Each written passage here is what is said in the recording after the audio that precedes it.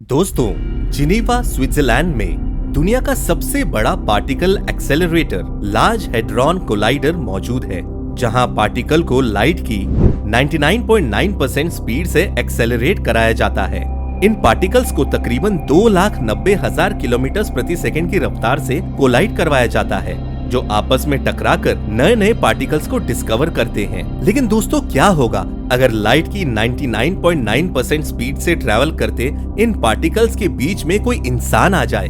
क्या इन पार्टिकल के इम्पैक्ट से वो इंसान फिसल जाएगा, या इन हाईली स्पीड पार्टिकल्स के कांटेक्ट में आने से वो गुब्बारे की तरह फट जाएगा? दोस्तों, ऐसे ही एक घटना ऑलरेडी साल 1978 में एक रशियन साइंटिस्ट एनाटोली बुगोर्स्की के साथ घट चुकी है, जब बुगोर्स्की रूटीन चेकअप करवाने के लिए रेडिएशन चेंबर में एंटर कर गए थे और वो इस बात से अनजान थे कि अभी तक पार्टिकल रेडिएशन को ऑफ नहीं किया गया है, जिसकी वजह से हाईली एक्सेलरेटेड पार्टिकल बीम्स उनके सर के आर पार हो गई। पार्टिकल एक्सेलरेटर में हुआ ये एक्सीडेंट दुनिया की पहली अनोखी घटना थी, जो पहले किसी के साथ नहीं घटी थी। इसलिए कोई नहीं जानता था कि अब बुगोर्स्की के साथ क्या होगा। क्या बुगोर्स्की इस एक्सीडेंट से सरवाइव कर पाए, या अब उनके साथ कुछ ऐसा भयानक होने वाला था जिसके बारे में वो खुद नहीं जानते थे? आइए जानते हैं इस पूरी घटना को आज के इस वीडियो में। लेकिन अगर आप चैनल पर नए हैं तो ऐसी ही अमेजिंग नॉलेज के लिए रेडी स्टडी नॉलेज को सब्सक्राइब कीजिए और साथ ही बेल आइकन दबाना न भूलें। दोस्तों, अगर हम पार्टिकल्स एक्सेलरेटर की बात करें तो इसमें पार्टिकल्स को कोलाइड करने के लिए सबसे पहले पार्टिकल सोर्स को वैक्यूम मेटल पाइप के अंदर ट्रांसफर किया जाता है। फिर इसके बाद इलेक्ट्रिक फाइल्स उन पार्टिकल सोर्स को बीम में कन्वर्ट करती है और फिर उन बीम्स को इलेक्ट्रोमैग्नेट्स की मदद से एक फिक्स्ड पाथ पर एक्सेलरेट कराया जाता है और आखिर में वो पार्टिकल्स स्पेसिफिक पॉइंट पर कोलाइड होकर नए नए पार्टिकल्स की डिस्कवरी करते हैं। दोस्तों, 10 सितंबर 2008 को दुनिया की सबसे बड़े पार्टिकल एक्सेलरेटर लार्ज हाइड्रॉन कोलाइडर को शुरू किया गया था, जिसने अभी तक पार्टिकल फिजिक्स में अहम भूमिका निभाई है और इसकी मदद से हमने एटम के अंदर की दुनिया को समझा।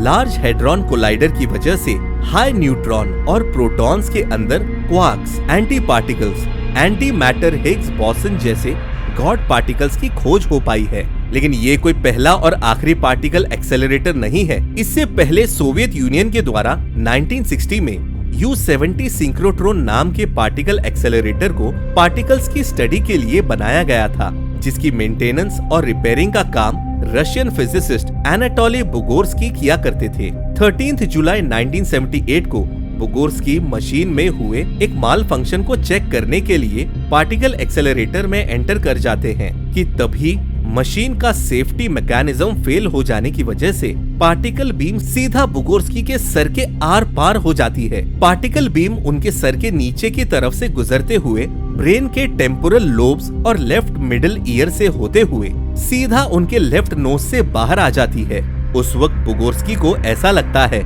मानो उनके आंखों के सामने 1000 सूरज जितनी लाइट जल उठी हो। लेकिन बुगोर्स्की इस बात को सीरियसली न लेते हुए अपने काम में जुट जाते हैं और किसी को बिना बताए बाकी दिनों की तरह अपनी ड्यूटी खत्म करके घर चले गए। लेकिन जैसे ही वो घर पहुंचे, रेडिएशन बीम ने अपना असर दिखाना शुरू कर दिया। बुगोर्स्की का फेस धीरे धीरे सूजने लगा था, जैसे कई सारी मधुमक्खियों ने उनके फेस पर हमला किया हो। इसके बाद जब एनाटोली की तबीयत बिगड़ने लगी तो उन्हें तुरंत हॉस्पिटलाइज्ड कर दिया गया। हॉस्पिटल में एनाटोली की कंडीशन बद से बदतर होने लगी थी। डॉक्टर्स को भी कुछ समझ नहीं आ रहा था। ये पहला ऐसा केस था जहां 3 मीटर लंबी और 2 लाख रैड्स वाली रेडिएशन बीम किसी ह्यूमन से टकराई हो। जिस जगह पर पार्टिकल बीम ने बुगोर्स्की को हिट किया था, वो एरिया पूरी तरह जल चुकी थी। वहां पर मौजूद बाल जल गए और स्कल में भी होल हो गया। डॉक्टर्स के पास इस केस के लिए कोई पुख्ता ट्रीटमेंट नहीं था। उन्हें लग रहा था शायद बुगोर्स्की ज्यादा दिनों तक जी नहीं पाएंगे। लेकिन हैरानी की बात ये थी कि एनाटोली सरवाइव कर गए और आज भी एनाटोली बुगोर्स्की जिंदा है। इस इंसिडेंट की वजह से एनाटोली के कई ऑर्गन्स काम करने बंद हो गए, लेकिन एनाटोली की मौत नहीं हुई।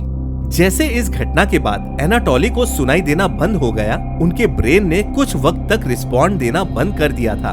उसकी बॉडी पार्शियल पैरालिसिस का शिकार हो गई, लेकिन एनाटोली सही सलामत जिंदा थे। ये बहुत हैरान कर देने वाला इंसिडेंट था कि इतने हाईली पावरफुल रेडिएशंस के टकराने के बावजूद भी वो कैसे बच पाए।